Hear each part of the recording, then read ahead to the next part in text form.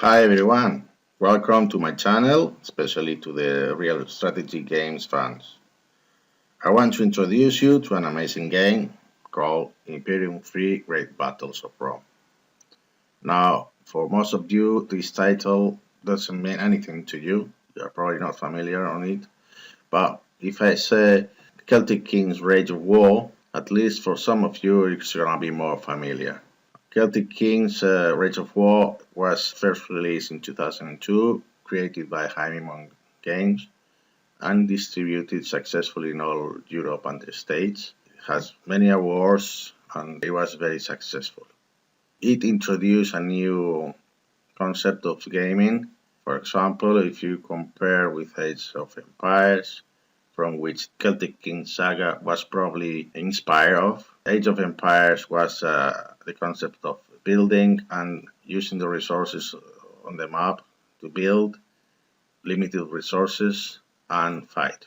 Celtic Kings Saga introduced the new concept of no building, but controlling the resources of the map, which were unlimited, and fight to win.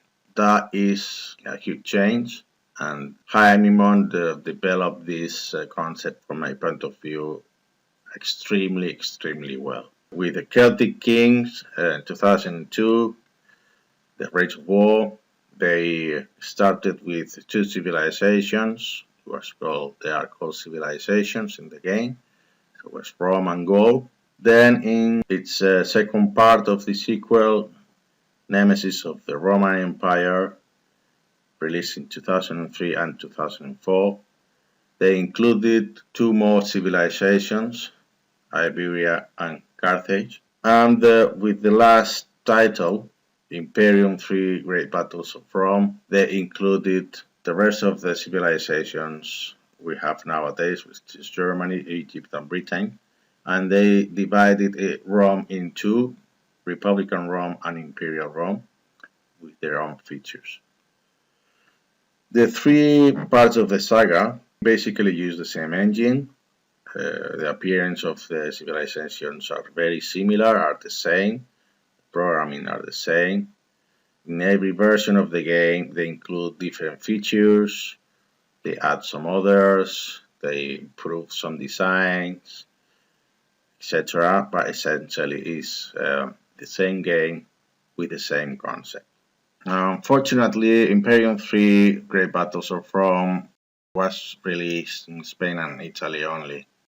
Its distributor, FX Interactive, had the exclusivity to distribute in these two countries. And even though it was sold only in Spain and Italy, they managed to sell 1 million copies. So what you can see on the screen is not the original game at all, released in 2005, but this is a beta version released in 2018, which version is right now is 1.54. So this new beta version available only on Steam under a private key, which you have to ask to FX Interactive via email only. Right now is a free beta, but you have to ask for this key. This new version is adapted for the new Windows systems. It's a high definition version.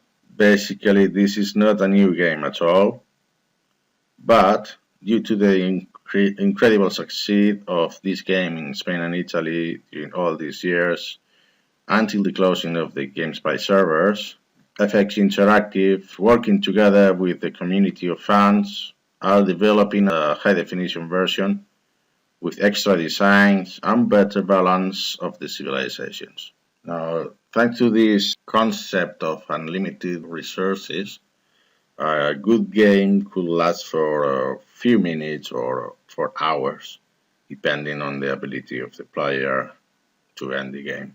I like to call this game like a dynamic chess, where every civilization represents a unique way of moving the pieces on the board. And To win, you require the best combination of knowledge of the game and tactics. The game could be played with or without fog, with or without bonuses, with extra gold, with several game types, elimination, time limits, score limits, different sizes of the map, different kind of maps. Now I'm going to show you how does it look like.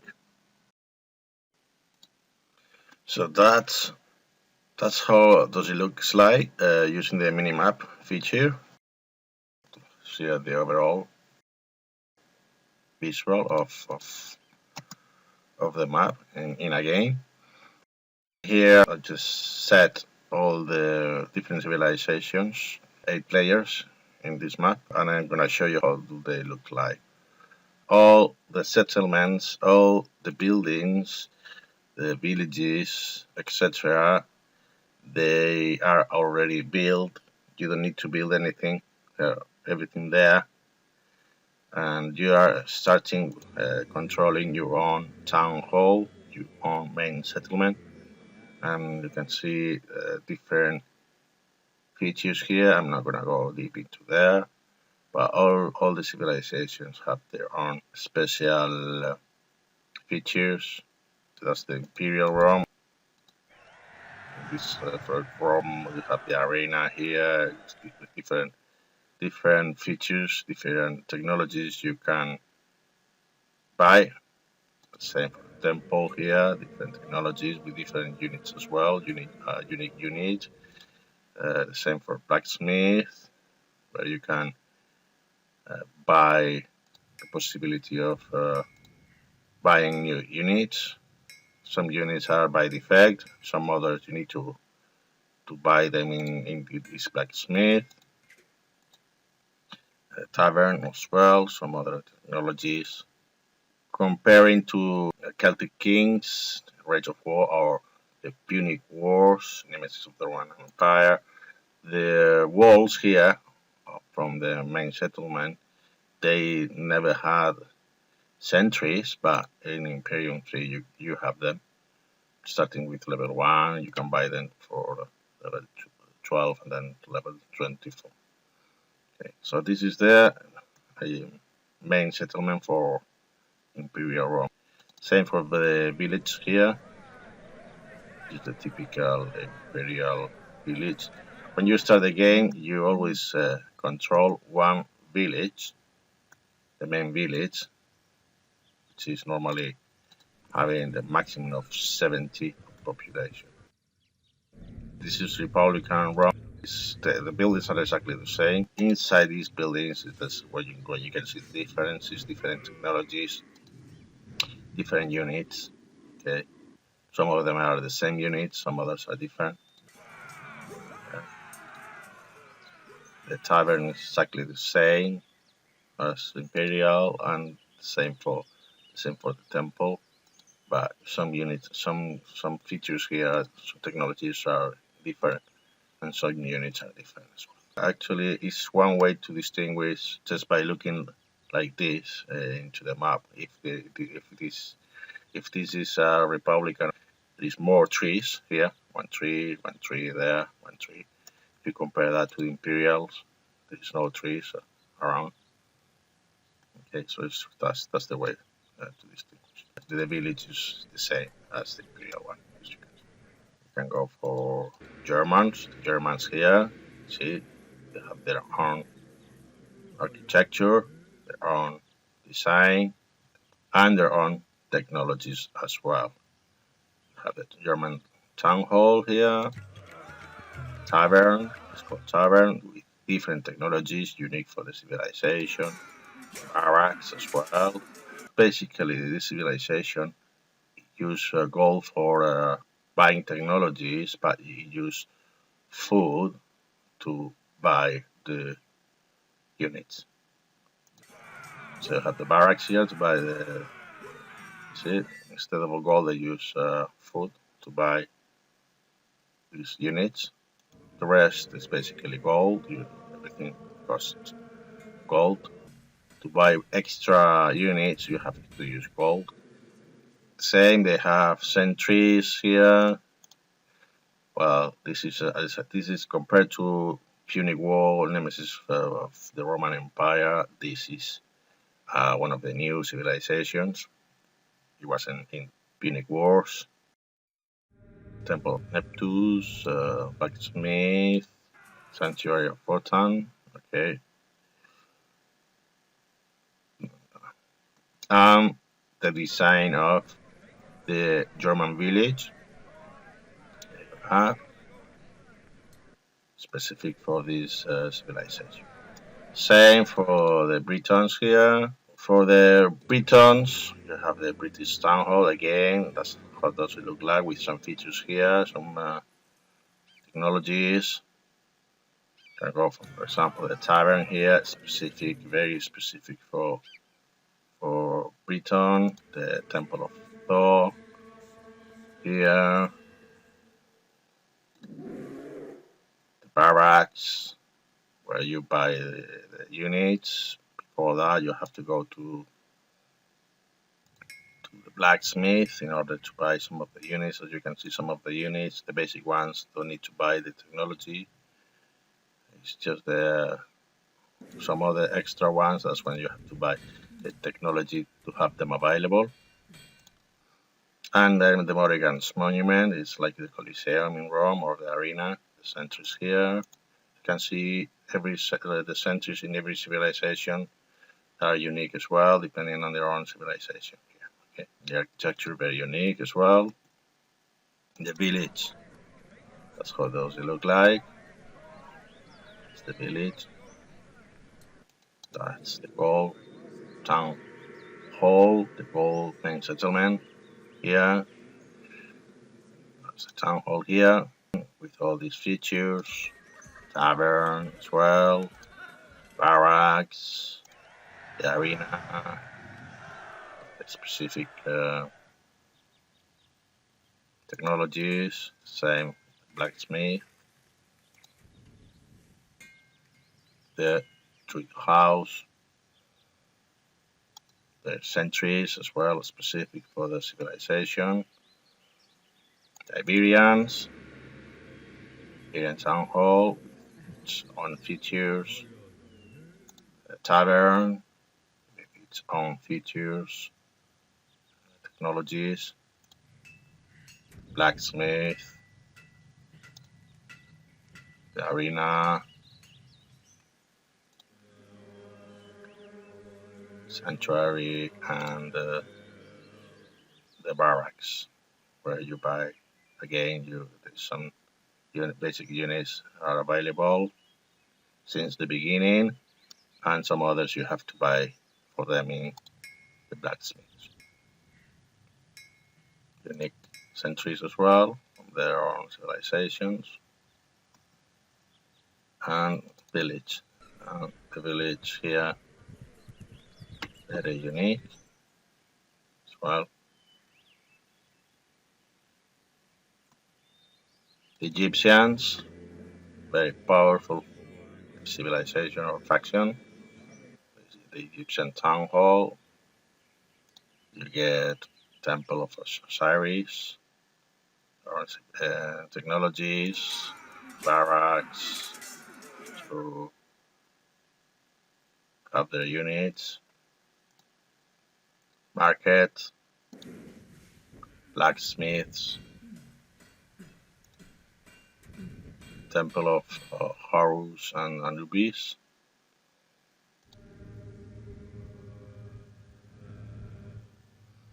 And the village, the main village, very unique design as well. And Carthage, okay, get here, Carthaginian town hall, barracks, arena, blacksmith, temple, market. Okay, I'm not going flip into any of these features. And this is the main village, the Carthaginian village. Okay. So these are the designs of the different main settlements on every civilization and their main villages. And as an extra, you can see in the map more features around. And we are going to start, for example, with here with the ruin here. Okay, that's how does it look like. These ruin generate objects, very special objects, every 10 minutes from the time you collect this object inside. And in order to get the object, you need to be in a certain level. In this case, you are starting to level 4. The only unit can get the object is the hero. Apart from this main settlement and the main villages, these other objects in the map, which are in gray color, are the neutral buildings. There's two different neutral constructions. One, you have to fight for them because they are protected by warriors, and the ones that you just conquer them by passing by when they are neutral. So, for example, you get this swordman, you send that to the neutral fort. This is one of the few buildings you just conquer them by passing by with your own military unit. It has to be a military unit, by the way. You cannot use villages or caravans.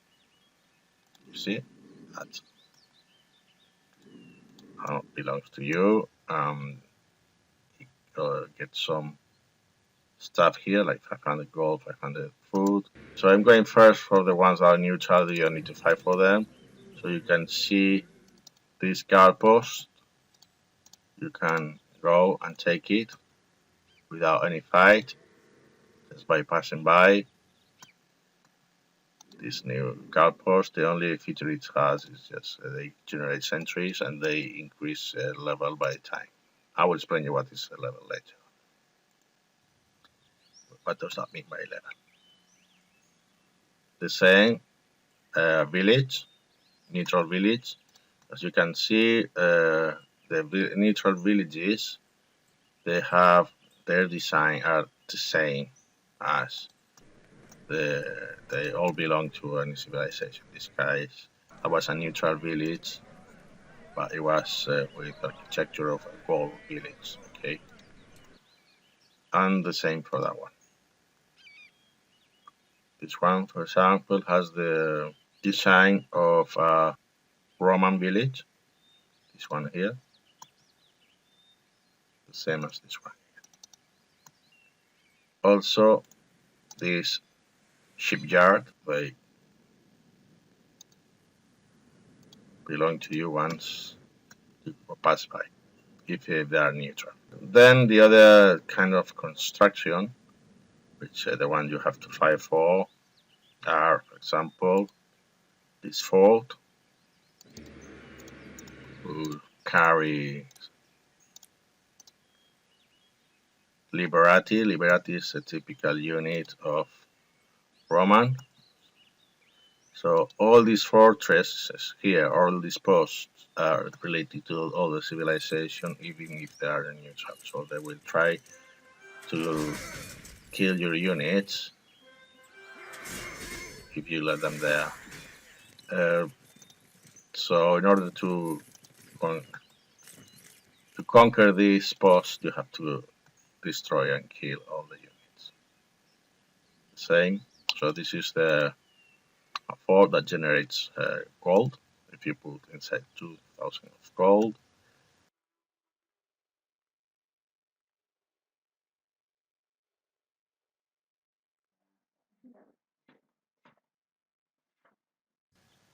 It's another post, same as this one, this fort.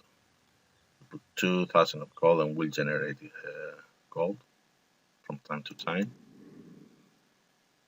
Then, for example, you get the garrison, whose design is typical Carthaginian, the Carthaginian unit, amazement, but this is neutral. So every civilization can conquer it. Yeah. And once you conquer this garrison, every villager you put inside, by the time you generate macemen in this garrison, in this post. This is probably the easiest post to conquer. The defense of the unit is quite low. Well, it's non-existent. There is no defense of this one. So then we have a trade post here, whose architecture is typical German, with a German unit, the Valkyrie. It's a German unit. And then we have the other trade post, which is this one, which is a Trident Warrior. It's 4 Trident Warriors, very powerful ones. And the same, when you conquer these 2 trade posts, when you put inside full, it generates gold. And right now, with the last update, you also can exchange gold into food if you wish.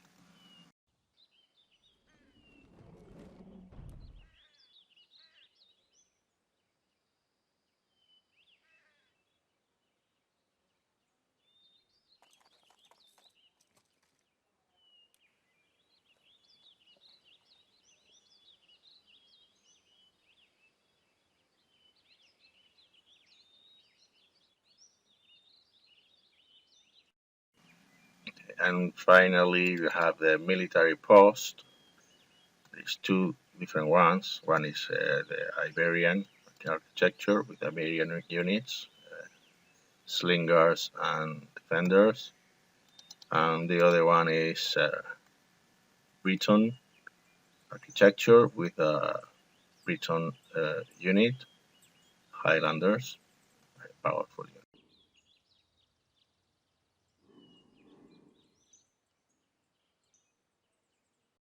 The shipyards, you can generate ships if you wish for 1000 gold and use the sea here. The ships can also garrison military units inside and move them around.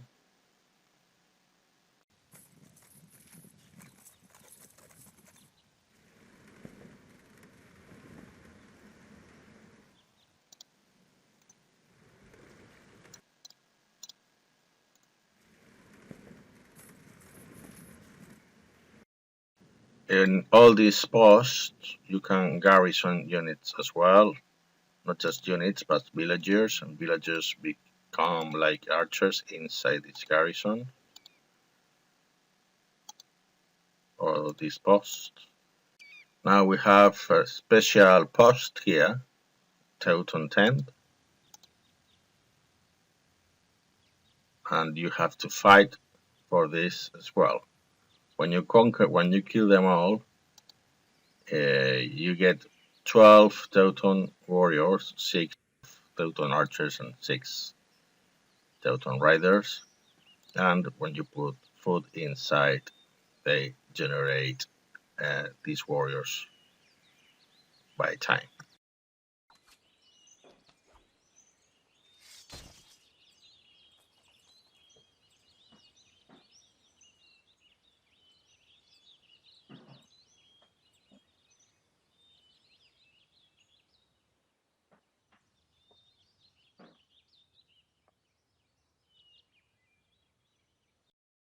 You cannot garrison any unit inside these tents, by the way.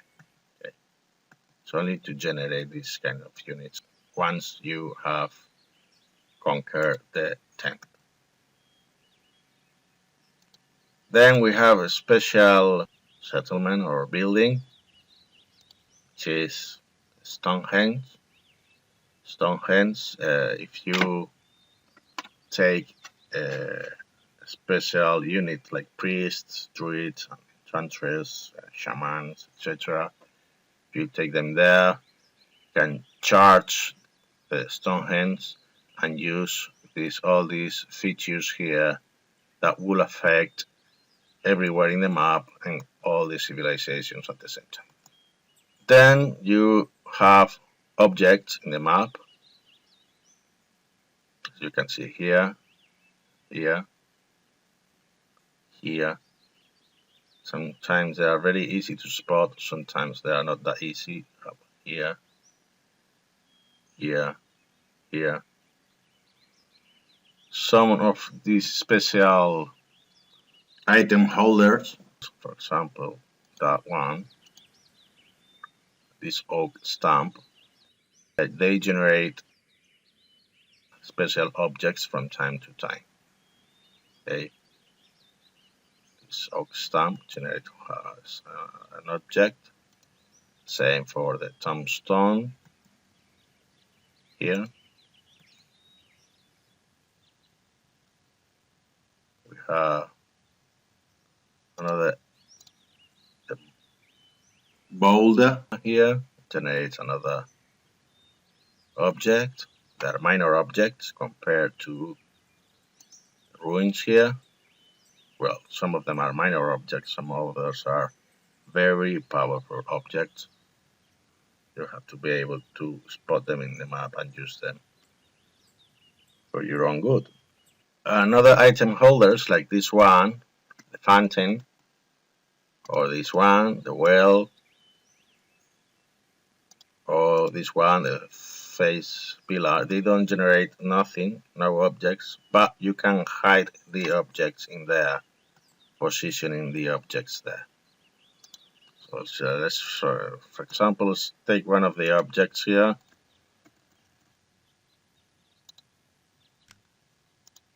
And select one object, put it back there. Will you select with the right click, and with the left click you can deposit the object, whatever. For example, here you have the tree that generates as an object, but you could put the object in there as well if you wish. Okay, take both and leave one back there, or just take one and it will generate by time to time another object. You can use this well as well to put the object there and take it. Okay, you take it, you put it there with the F button and drag it there. Okay, these features here, the trees, especially in multiple player, you can hide some objects behind these trees. For example, there's a special key here. I'm not going to go dig into that, but you could actually use it. You see, if you don't use this key, you can hide. The other one will never see. You have to hold the key, and you cannot do that all the time. So many people does is to use these trees to put their object just there, so you cannot see anything, but the object is there. Okay, so you get this leather bag, generates automatically when you have an object and you haven't put it in any of these item holders. Okay, all these objects or items. Now we have another feature here, which is a cave. The cave, they go in pairs, so one cave connects to any specific cave. In this case, in the map, there is only 2 caves, so you know for sure that this cave connects to that one. Sometimes, in some of the maps, there is 4 caves. Normally it's 4. In bigger maps, there could be more, but 4 is normally the maximum. In that case, one cave is specifically to connect to another cave in specific. Okay, you need to find out which one goes with, and that's it. So you don't build anything. So in order to win the game, you have to conquer the rival's town hall, the rival's main settlement. When you conquer it with your units, the rival has around 2 minutes to recover the settlement. After that, you have lost. When you play the elimination mode, which is the standard mode. Well, you start with a main settlement here. In the main settlement, you get population. The maximum is 100. Yeah, and you get loyalty here, which is when you conquer another town hall, the loyalty goes down until it goes to 0, and it passes into you. Generate gold here.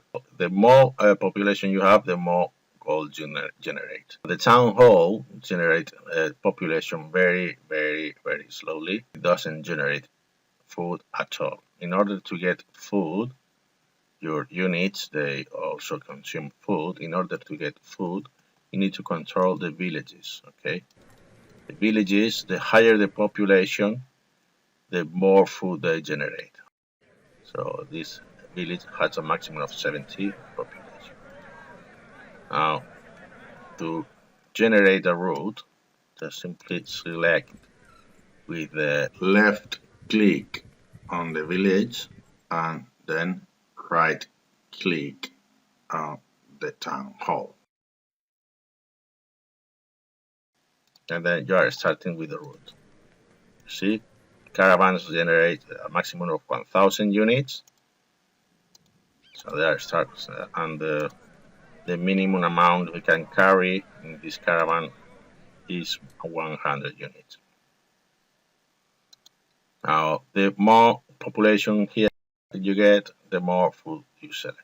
When you buy units here, consume population here. Now, the town hall generates population, but very, very, very slowly.